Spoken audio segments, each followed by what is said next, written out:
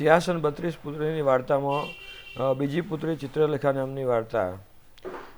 બીજા દિવસે પ્રાતઃકાળે રાજા ભોજ ફરી સિંહાસન પર બેસવા તૈયાર થયો। ત્યાં જ એક પુત્રી ખડખડાટ હસી પડતા બોલી, હે રાજા ભોજ, તે રાજા વિક્રમ જેવું એક પણ કાર્ય કર્યું હોય તો તું આ સિંહાસન પર બેસજે। મારું નામ ચિત્રલેખા છે। વિક્રમે કેવા કેવા કામ કર્યા છે તે હું તને જણાવું। સિંહાસન પ્રાપ્ત કર્યા પછી રાજા વિક્રમ સુખપૂર્વક રાજ કરવા લાગ્યા। પ્રજાના સુખ દુઃખનો ઘણો ખ્યાલ રાખતો। એક દિવસ વિક્રમ યાત્રાએ નીકળ્યો। ફરતો ફરતો એક ઊંચા પહાડ પર આવ્યો તો એક સાધુ તપસ્યા કરતા હતા। વિક્રમે એ સાધુની સેવા કરી તો સાધુ બોલ્યા, હે રાજા વિક્રમ, હું તારા પર પ્રસન્ન થઈને આ ફળ આપું છું। આ ફળ તારી રાણી ખાશે તો અત્યંત તેજસ્વી પુત્રને જન્મ આપશે। વિક્રમે ઘણા હર્ષથી ફળ લીધું અને પાછો ફર્યો।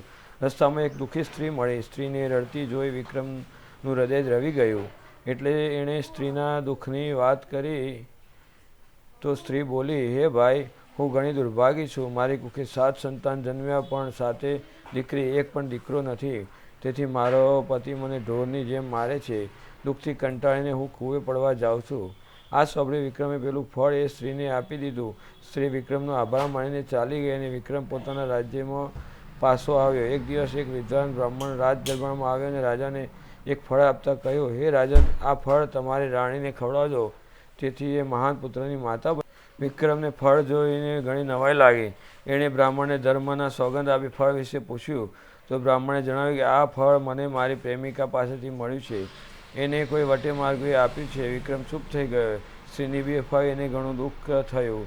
એણે એ ફળ પોતાની રાણીને આપી દીધું। થોડા દિવસ પછી એક નર્તકી દરબારમાં આવી વિક્રમને કહેવા લાગી, હે મહારાજ, હું તો પાપણી છું। મારી કુખે પુત્ર થાય તો એને પણ સુખ ન મળે, માટે આ ફળ તમે લઈ લો અને મહાન પુત્રના પિતા બનો। ફળ જોઈને વિક્રમ ચોંકી ગયો અને સખ્તાઈથી નર્તકીને ફળ વિશે પૂછ્યું તો નર્તકી બોલી, હે રાજન, મને આ ફળ મહામંત્રીના પુત્રે આપ્યું છે। એને એની પ્રેમિકાએ આપ્યું હતું। વિક્રમે તરત મહામંત્રીના પુત્રને બોલાવ્યો। સખ્ત શિક્ષાના ડરથી મંત્રીપુત્રે રાણી સાથેના આડા સંબંધની વાત જણાવી દીધી। વિક્રમને ઘણો આઘાત લાગ્યો। એને વૈરાગ્ય આવી ગયો।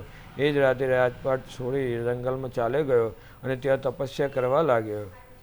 વિક્રમના ગયા પછી ઇન્દ્ર પોતાના ખાસ દૂત આજ્ઞા વૈતાળને નગરીના રક્ષણ માટે મોકલ્યો। આજ્ઞા વૈતાળ વિક્રમનું રૂપ ધારણ કરી રાજ કરવા લાગ્યો। 12 વર્ષ તપસ્યા કર્યા પછી વિક્રમને પોતાની પ્રજાનું હાલ જાણવાની ઈચ્છા થઈ। એ નગર પાછો ફર્યો। ઉજ્જૈની આવતા આવતા રાત પડી ગઈ। નગરની ચોકી કરતા આજ્ઞા વૈતાળે વિક્રમને રોક્યો। ત્યારે વિક્રમે પોતાની ઓળખાણ આપી તો આજ્ઞા બોલ્યો કે તું સાચે જ વીર વિક્રમ હોય તો મારી સાથે લડ। તું મને હરાવે તો હું માનું કે તું સાચો વિક્રમ। વિક્રમે આજ્ઞા સાથે યુદ્ધ કરી આજ્ઞાને પોતાના અપૂર્વ પરાક્રમથી ડરાવી દીધો। ત્યારે આજ્ઞા બોલ્યો, માની ગયો, તું જ વીર વિક્રમ છે, પણ સાંભળ, તારા પ્રાણ સંકટમાં છે। એક કપટ મુનિ તને મારીને રાજ મેળવવા માટે વૈતાળની સાધના કરી રહ્યો છે। તું તત્કાળ એને મારી નાખ। એ મુનિ ક્યાં છે? વિક્રમે પૂછ્યું। ગંધમાદન પર્વતની નીચે। વિક્રમ તરત ગંધમાદન પર્વત તરફ રવાના થયો। ત્યાં એક મુનિ તપસ્યા કરતો હતો। વિક્રમ એનો ચેલો બનીને સેવા કરવા લાગ્યો। થોડા દિવસ પછી મુનિએ વૃક્ષની ડાળે લટકતા મરદાને લઈ આવવાની આજ્ઞા કરી, કારણ કે એ મરદામાં વૈતાળનો વાસ હતો। વિક્રમ ઊંધા લટકતા વૈતાળને ખભે નાખી ચાલવા માંડ્યો।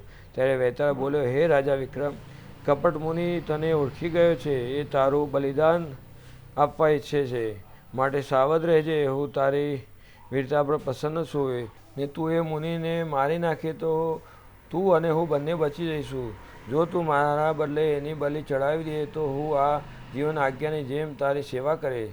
વિક્રમ કોઈ જવાબ આપ્યા વગર યોગી પાસે આવ્યો। વૈતાળને જોઈ ખુશ થઈ ગયેલો મુનિ બોલ્યો, વાંકો વળીને ઉતાર। વિક્રમ સમજી ગયો કે હું વાંકો વળ્યો તો આ મુનિ મારી ગરદન કાપી નાખશે। તેથી એ બોલ્યો, હું ઘણો થાકી ગયો છું, તમે જ ઉતારી લો।